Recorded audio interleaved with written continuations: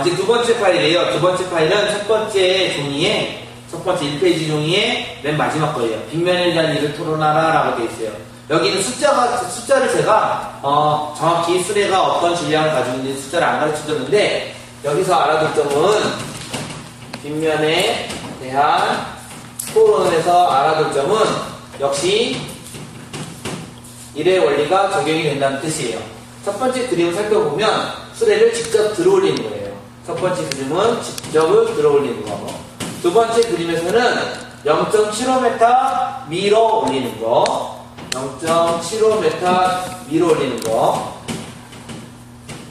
그 다음에 세 번째 그림에서는 1m 밀어 올리는 거예요. 그렇다면, 일의 원리를 적용을 하면 무슨 뜻이냐면, 얘는 직접 드는 일과 같기를 빗면으로 하는 일과 같다는 거예요. 직접 들어올리는 일은 질량이 모두 다 같거든요. 여러분들은 보통 숫자로 대입을 하면 상당히 쉽기 때문에 제가 숫자로 대입을 해줄게요. 직접 들어올리는 일, 수레의 무게가 10N이다 가정을 하면요. 수레의 무게가 10N이다 가정을 하면 10N 곱하기 0.5m가 직접 들어올리는 일이에요. 10N 수레의 무게 곱하기 0.5m 답을 계산하면 5줄이죠. 그러면 직접 들어올릴 때 하는 일이 5줄이다. 그럼 빗면으로 하는 일도 5줄이라는 뜻이에요. 그러면 이렇게 하는 일 5줄이에요. 5줄. 이렇게 하는 것도 5줄이고요. 이렇게 하는 것도 5줄이에요. 그러면 과연 무엇이 토론 대상이냐면 5줄의 답이 어떻게 나왔냐는 거예요. 5줄의 답이 여기서는 1m랑 어떤 숫자를 어떤 힘을 곱해서 5줄이 나와야 되겠죠. 1m랑 뭐를 곱해야 5줄이 나오냐면 5N이 나올 거예요. 5N. 여기서는 5N이 나오는데 0.75래요. 계산 과정이 좀 복잡해도 대충 숫자가 어렵네. 반이니까 7.5줄이 나올 거예요. 숫자는 정확하지 않아요? 몰라요. 예. 계산을 지금 시간을 빨리 하기 위해서.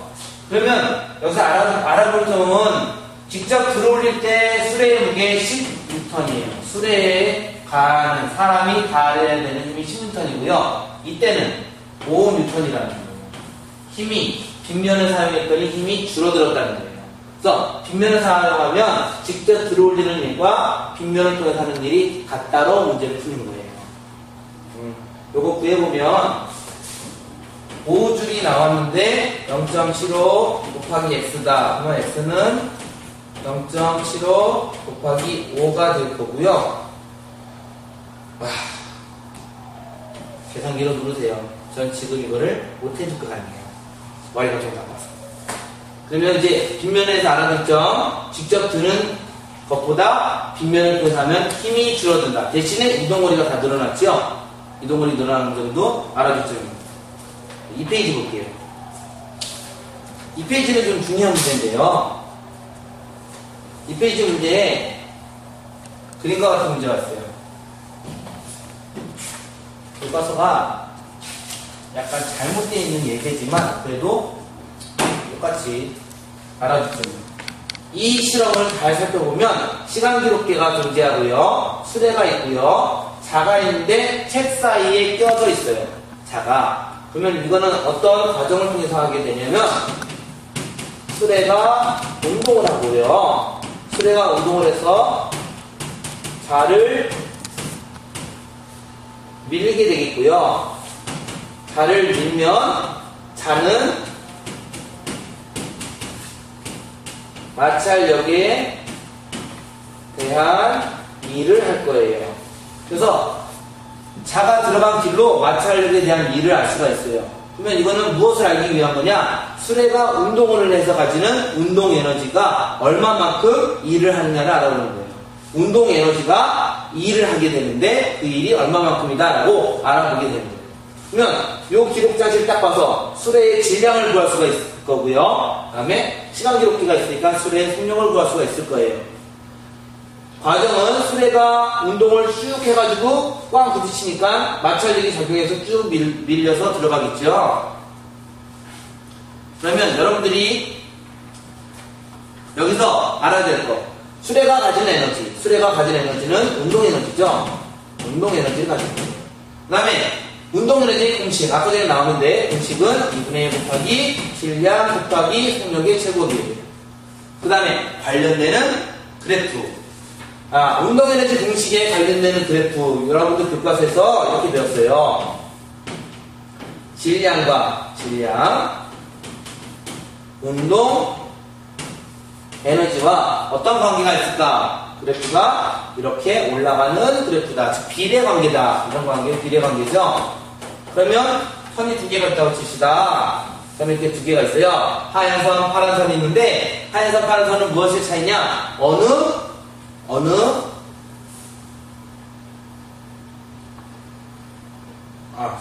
하얀 선, 파란 선의 차이는 속력의 차이니까 여러분들은 이거 안 배울 거고요. 파란 선이 된 것은 질량이 클수록 운동 에너지가 크다는 뜻이에요. 그 다음에 그래프 하나 더 생각하면 우리 교과서에서는 속력의 제곱과 세로축의 운동 에너지 적혀 있는데 역시 이렇게 되어 있어요. 이거는 하나 더 존재하는데 이렇게 되어 있을 때 얘는 질량이 큰 거, 얘는 질량이 작은 게 돼요. 비례해요. 속력의 제곱에 비례해요. 우리 교과서에 소개가 안 된 그래프가 있는데 문제집에 나오는 그래프가 하나 있어요. 바로 속력이에요. 속력. 여러분들이 수학 시간에 수학의 진도가 2.5년씩까지 배웠기 때문에 문제를 풀 수가 있을 거예요. 운동 에너지와 속력은 어떤 관계냐? 여기 속력이 제곱이거든요. 그래서 그래프의 모양이 이렇게 올라가는 그래프가 돼요. 그래서 여러분들이 관련되는 그래프가 3개가 있다는 거. 구별할 때 비례. 그래프 하나만 그리면 비례다. 비례와 비례다. 제곱일 때, 그 다음에 속력이 제곱이 아니면 올라간다. 그래서 확인할 거, 세로축 글자, 가로축 글자 확인해서 문제를 풀면 도움이 될 거예요. 자, 그 다음 예제는 역학적 에너지, 탄성 위치 에너지 문제. 이게 탄성 위치 에너지 문제가 있는데요. 탄성 위치 에너지 문제를 볼게요. 용수철이 있어요. 용수철이 있고 이렇게 밀었다가 놓으면 혹은 당겼다가 놓으면 어떻게 될까? 이렇게 해서 생기는 에너지를 우리는 탄성 위치 에너지라고 해요. 위치 에너지인데 위치가 변해서 생긴 위치 에너지 종류인데 탄성력 때문에 생긴 거예요. 아니면 여기다 이제 탄성력자가 중간에 들어가도 돼요. 탄성력에 의해서 생기는 위치 에너지예요. 공식이 있어요. 2분의 1 곱하기 K 곱하기 X의 제곱인데 K는 용수철 종류마다 달라지는 숫자가 되겠고요. X는 변형 거리. 무슨 뜻이냐면 평형점. 원래 용수철에 아무것도 안 할 때 그 거리에서 요만큼 위치 변화. 얘가 X예요. 그러면 X의 역시 제곱이거든요. 근데 이 공식 잘 보세요. 위치 에너지 공식 9.8mh와 다르지만 운동 에너지 공식과 비슷하죠. 그래서 제가 두 번째 문제 운동 에너지랑 같이 놓은 거예요. 탄성력에 의한 위치 에너지는 운동 에너지 공식과 비슷해요. 그 다음에 X의 제곱, 즉 변화된 것의 제곱으로 변하니까 탄성력을 많이 변화시키면 운동 에너지처럼 엄청나게 많은 에너지를 가지게 돼요. 이제 에너지 단원의 막바지가 바로 역학적 에너지 보정, 에너지 보정 문제예요. 여러분들, 제가 이런 예제를 올려놨는데, 이거는 안 풀어줄 거예요. 안 풀어줘도 여러분들 하셔야 돼요. 왜냐면, 제가 이 예제를 딱 볼 땐 질량, 속도, 높이를 가르쳐 주고요. 위치 에너지, 운동 에너지, 역학적 에너지일 거라고 되어 있거든요. 쉽습니다. 위치 에너지 공식에 집어넣고, 운동 에너지 공식에 집어넣고, 서로 더하라는 거예요. 귀찮아도 다 해보세요. 다 해보면 재밌는 사실을 알 수가 있어요. 여기 있는 숫자를 그냥 마음대로 넣는 게 아니거든요. 잘 보시면 질량이 같으면 속력이 다르죠. 질량이 같고 속력이 다를 때 속력에 따라서 어떻게 변할까? 다음에 그러면 운동 에너지에 대한 관계를 찾아볼 수가 있고요. 높이에 따른 관계도 찾아볼 수가 있고요. 여러 가지 관계를 찾아볼 수가 있고 수에다 더해서 찾아보셔야 돼요. 운동 에너지와 위치 에너지를 직접 다 더해서 찾아볼 수 있어요. 숫자가 괴롭더라도 직접 넣어보면 중에서 역학적 에너지를 어떻게 구할 수가 있구나. 금방 연습이 되기 위해서 제가 집어넣은 문제예요. 자, 그 다음 사이드 문제가 있어요. 우리 이거 교과 중요 문제거든요. 제가 기억, 니은, 디귿, 니을 잘 볼 수 있게 표시를 해놨어요. 기억부터 미음까지 다 표시가 되어 있는데, 문제는 각 지점에 대해서 에너지에 대해서 적어보십시오. 각 지점의 에너지를 적으면 이렇게 되겠죠. 기억 지점, 여기는 역학적 에너지를 구할 수 있는데, 위치 에너지 더하기 운동 에너지로 구할 거고요. 잘 생각해봤더니 정지 상태에서 옆으로 좀 이동을 했겠지만 운동 에너지는 0이라고 생각할 거예요. 이거 0주고요. 그러니까 역학적 에너지와 위치 에너지가 같은 지점이 될 거예요. 똑같은 지점이 미음이에요. 미음은 역학적 에너지가 운동 에너지와 같은 지점이에요. 떨어지기 직전은 높이가 0이므로 운동 에너지와 같은 지점이에요. 자, 디귿 지점은 재밌는 지점이죠. 디귿 지점. 여기는 운동 에너지와 위치 에너지가 숫자가 같은 지점이에요. 숫자가.